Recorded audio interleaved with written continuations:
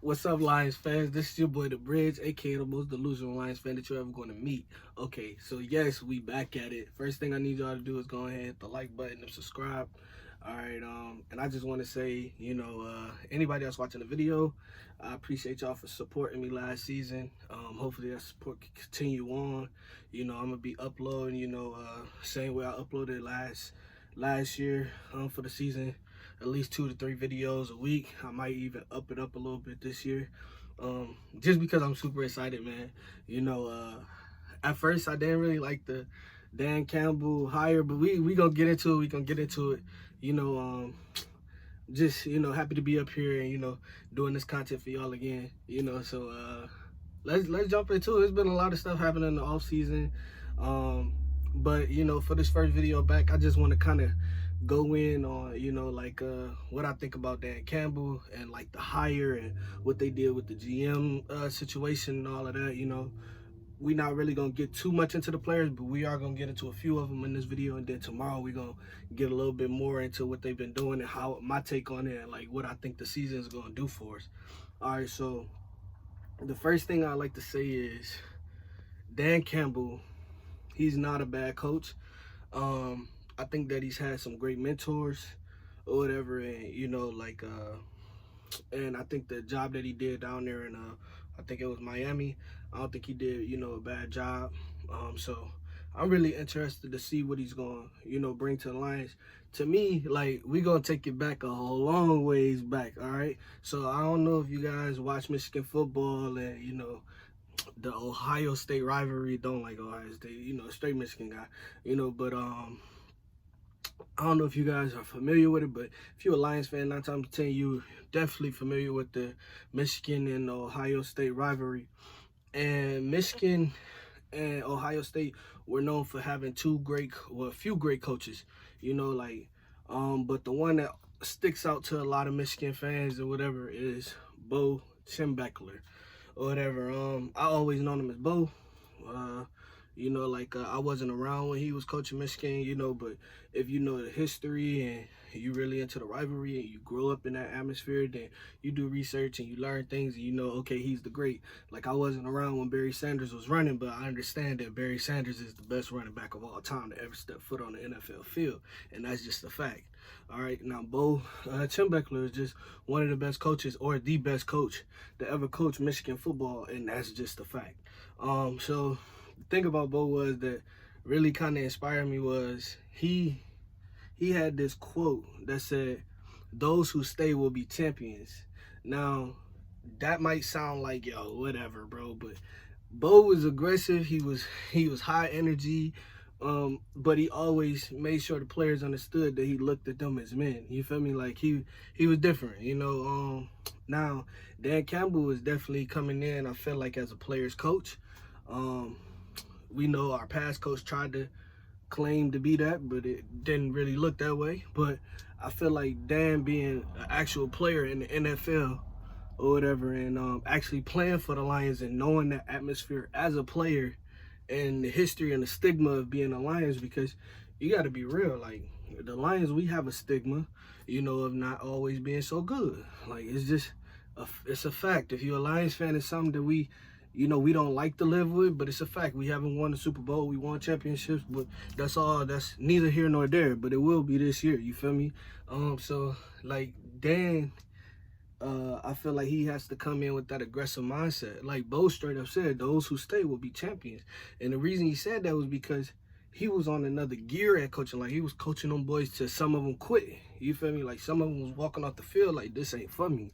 And I feel like in order for the Lions to be successful, like, we need that type of coaching. Because the culture there and the tradition there it's like it's been, like he said, like, we've been at the bottom of the total pole for years, to where the league and other teams in the league look at their schedule and say they mark us off as a win. Like, let's be real, they mark us off as a win, yo. And when we do win, it's an upset to them. Like, they be mad, it's not like they upset. Like, the Lions, we had a few good teams in the last 10 years, but none of them have been like real like real Super Bowl, contenders. And like that's just to be fairly honest, I'm delusional to a sense, but you always got to be realistic. Like last year, I really felt like we was gonna do it. I ain't even gonna lie to you. I felt like we had enough. I felt like we had enough, man, to make it happen, but unfortunately the culture wasn't there. The players' motivation and, effort just wasn't looking like it was there on the field. And, granted, when you playing in the system and stuff like that, then it could affect how you play the game and how you look at certain things. But I mean, that's just the fact of the matter, man. It is what it is. But I feel like Dan is going to be a good coach and a good fit for the Lions. And the reason I say these things once again is because he was a player for the Lions. He's had experience and success coaching, and he's just familiar with the NFL and how players think in the NFL. So I'm really sold on the Dan Campbell thing. I am. I'm sold on that. I'm gonna talk about our GM, Brad, in another video. But he's a slick guy. I like him. I like him because I see what he doing. He don't have Todd Gurley up. He bringing this guy. See, what people don't realize is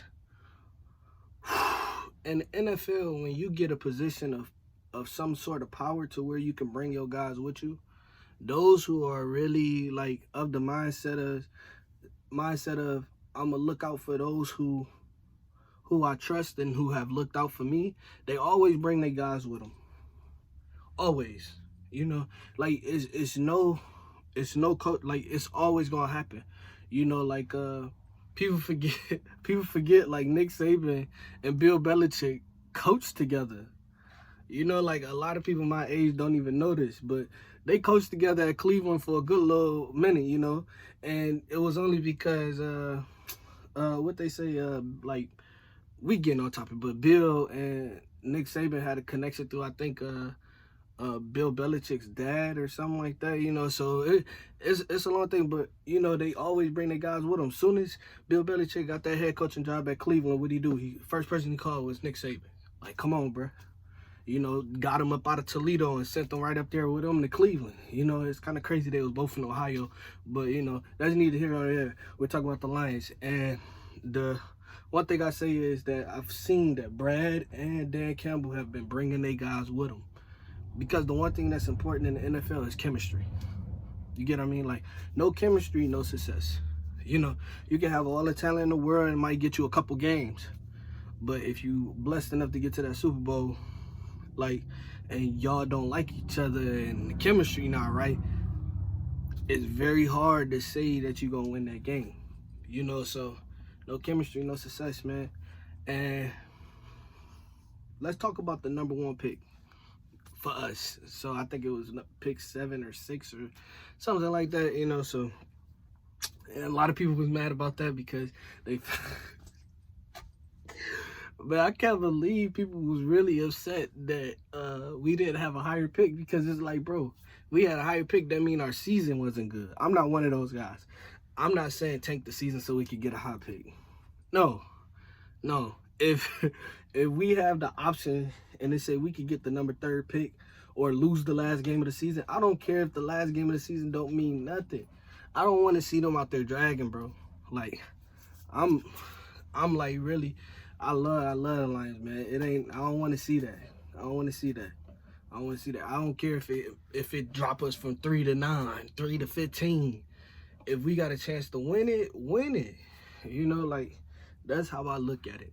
And then let's just talk about Penei Sewell. So when the Lions first did it, me personally, I'm thinking like, yo, we light on the wide receiver area. That's my opinion. I felt like we didn't have a lot of talent there because the whole Golladay situation and what's going on with him, and that's pretty much it.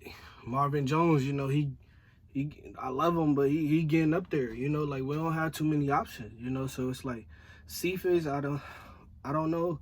He didn't really show me too much last year. He couldn't catch the ball, bro, but the dude got crazy speed, good hands, I think just last year was just, just stepping stones and growing pains. I really feel like he gonna be a top 5 wide receiver, in next couple of years. You know, I feel like that, or he might have a breakout year this year.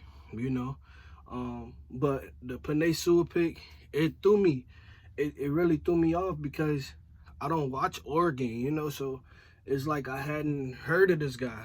You know, and then he didn't play last year. You know, so it just really threw me off. I'm like, what the, you know, like, what is they doing? You know, like, I was upset, you know, but of course, like any other fan, you know, I had to take to YouTube.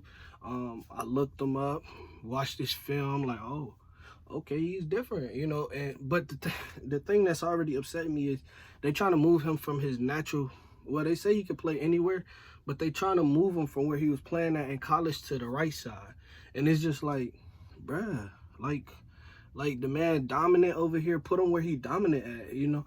But if he can make it work, and you know, I'm gonna leave that to Dan. You know, if Dan sees something and Dan feel like he can handle it, then I'm all for it, you know. But I just felt like we should have got a receiver.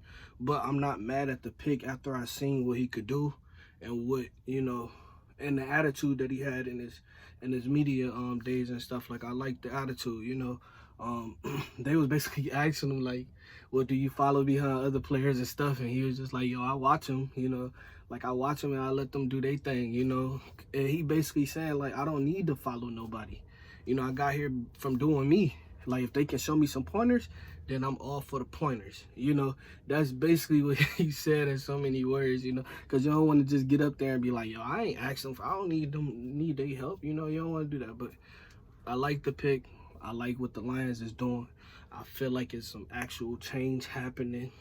You know, I feel like the Ford, wasn't it, Martha Ford, I feel like she really trying to make something happen.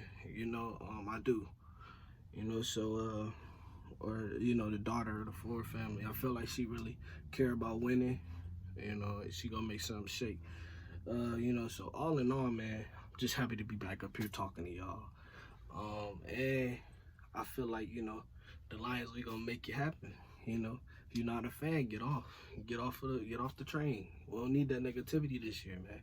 You know, so this your boy The Bridge, aka the most delusional Lions fan that you're ever gonna meet. I'm out.